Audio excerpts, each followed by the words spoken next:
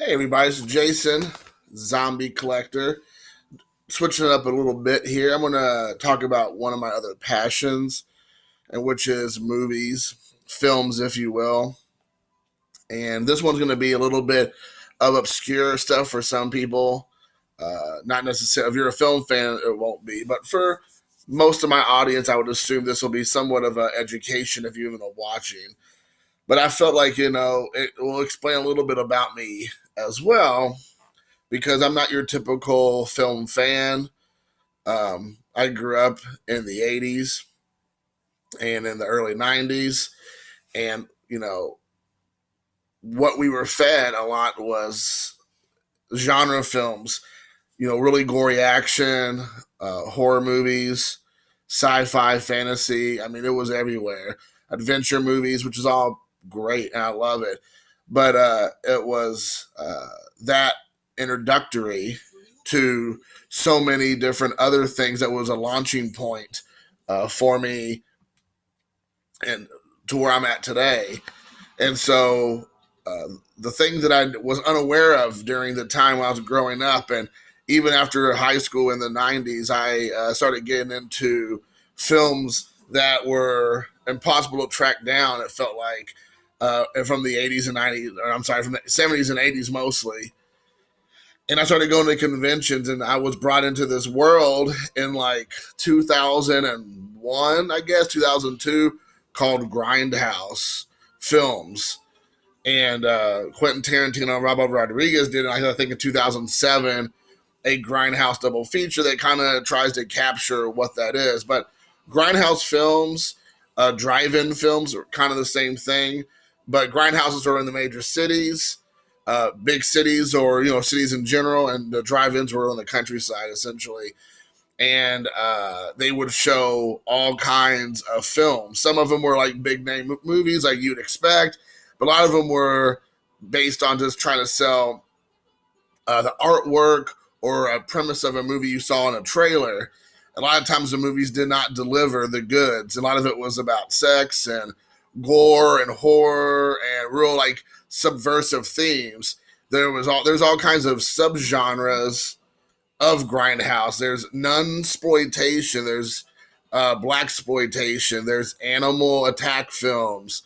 There is like Aussie, like Australian Aussie exploitation, I guess you can say. There's white redneck hillbilly, like hillbilly films. I don't know, the redneck or hillbilly type films. There is um, uh, what do you want to say? There are kinds of films that were sexploitation was another one. They go walk you right up to the edge, but they wouldn't go all the way over. Nazi exploitation films, and everything in between. I mean, I'm leaving some things out, but you get the hint. And so basically, it was exploiting that topic. So if it's nun movies, it's about movies involving nuns doing all kinds of inappropriate things. Black movies that were black exploitation, that were like almost a black cast. A lot of times, black directors, but mostly it's a black cast with a white director, generally speaking. Kung fu films were huge. Martial arts films in general. So they would a lot of times play a double bill or a triple bill at movie theaters, grindhouses, and drive-ins. And so because they didn't have big name stars, they didn't have a lot of money for special effects and sometimes good actors. They didn't have money for a good story. They didn't have any good writers. They didn't have good production value. Nothing good costumes. They try to do it on the exploitation of certain things. So they were trying to do anything they can to get butts in the seats. And this was a great gimmick that lots and lots of movie makers, namely people like H.G. Lewis and Roger Corman, made huge money on. They would make films very small amount for a very small amount, and then maximize the box office. And a lot of times these movies would just get played over and over and over again in like huge runs, and they became fan favorites in a lot of ways. Sometimes they are very forgettable. But the one thing that grindhouse films had, I thought a lot of times, was a heart, because it's easy to make a movie when you have back then a couple $1 million budget, or nowadays hundreds of millions of dollars for a budget. it's easy to make a movie. So it's really, when it fails and it fails miserably, you have nobody to blame but the actors, the director, maybe the story. But back then they had none of that, and they're trying to make, on a shoestring budget, a good movie. So you have lots of misses. You have lots more misses than you have hits. So I'm not trying to say every grindhouse movie, every exploitation film is a home run. You have lots of strikeouts, a whole lot. You have a couple little bunts that might go right to the pitcher. You have a couple singles, if you like my baseball analogy, but there's very few grand slams, and there's very few home runs. There's even less grand slams. But there are a lot of, but like I said, what they make up in, what they lock for in quality, they make up in quantity. So if you're willing to put on your old film movie hat, film fan hat, then you can probably find a lot of good stuff. So when I first started the video, I showed a DVD from Synapse Films, and some of the stuff I have in my collection. I have, there's like, as you see behind me, bookcases. I have other bookcases and racks full of Blu-rays and DVDs. I didn't want to spend all day going through them trying to find stuff, so I'm just taking a few examples out. I've been thinning out my collection a lot as well. I've been selling a lot of stuff on eBay, but I have things I'm still keeping because they're close and personal to me. And sometimes I go buy from like pawn shops, flea markets, antique stores, yard sales, and I stock back up my collections. You just never know what you're going to get at those places. But a great way to get into this world of film, if you want to take a giant leap for mankind, or I should say film kind, is these trailer-based DVDs. This is from Synapse Film. This is called 42nd Street Forever. 42nd Street is in New York, as most people know. And back in, I believe, most of the 70s and 80s, it was like the grimiest, grittiest, just skeeziest, sleaziest place on earth, showing films that had all kinds of grindhouse theaters.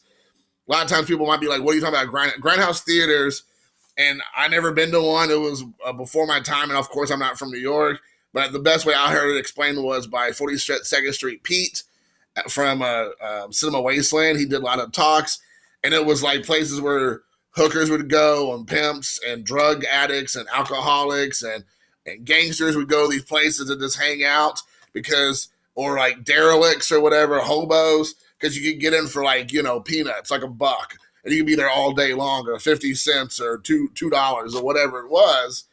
And you could spend all your day in there, and it's like a place to get out of the heat or out of the cold or whatnot. And it's a place to kind of get away from people, and there's entertainment for like next to nothing. And there's all kind of shady stuff going on. Now, sometimes they build these stories up to be bigger than they are. Sometimes they're true. You just have to go on based on the people who experienced it. A lot of times they said you would have all kinds of. I mean, it was like completely trashed, these grindhouses. They didn't really keep them up. They just were ran down, but they kept showing films because people kept showing up because they get the films next for nothing, and people would pay their few dollars or whatever to go and watch. You even heard stories of like people literally doing drugs in the seats, rats going across their feet, all kinds of fecal matter and urine and everything else all over the place. I mean, these are the stories you hear. Again, I'm not testifying that this is true.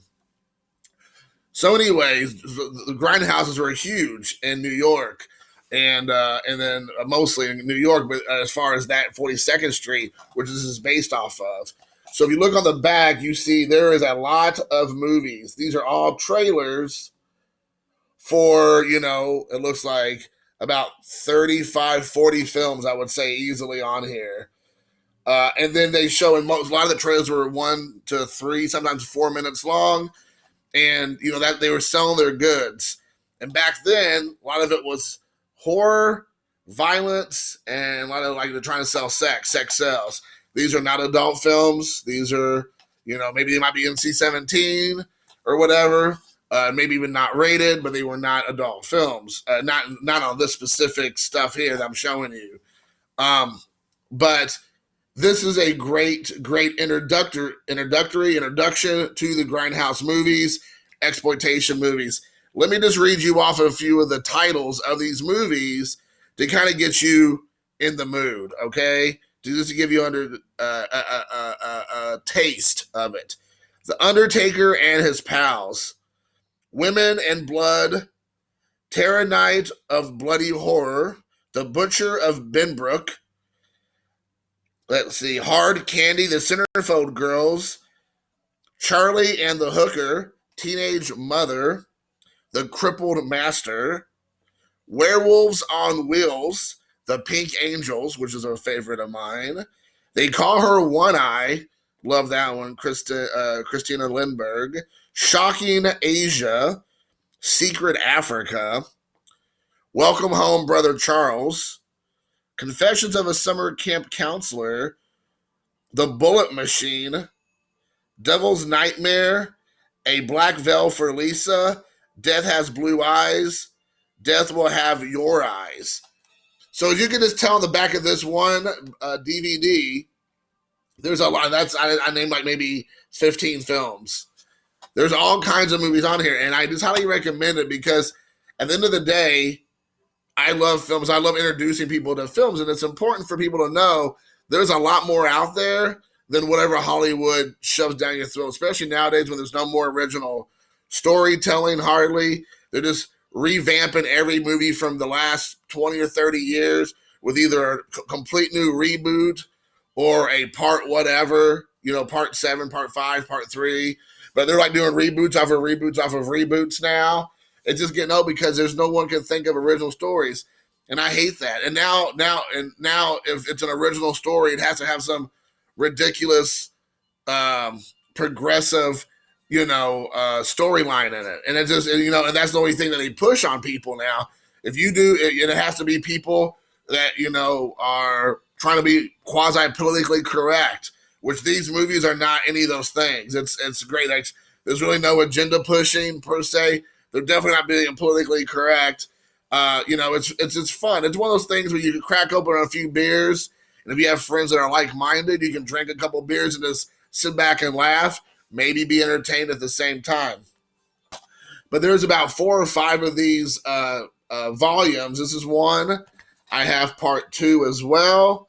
And I think, like I said, the 3 and 4, they're anywhere between online on eBay. I don't know if Synapse is even still around, but I've seen these on there, and I'm sure you can get them used for maybe like around $8 to $15, probably new, probably 15 to 20. Again, if they're out of print or hard to find, it might go up. But I looked at them not too long ago, and they were within no more than $20 roughly. Now, if you get them still sealed, maybe that's a different story. But if you just want to get them used, that's pretty straightforward. So you have that. I also have this one here. This one's 42nd Street Forever. This was a different company. It's called Band One or One Band Productions, and it's called Grindhouse Universe right here. Now, like I said, I have more of these than that, but here's another one. So here it says, you can just read the back of what this one's trying to tell you there. So you can take it for what it's worth. And here it says, weird, wild, and crazy theatrical trailers from around the world on the volume 1. This one here says sensational sexploitation.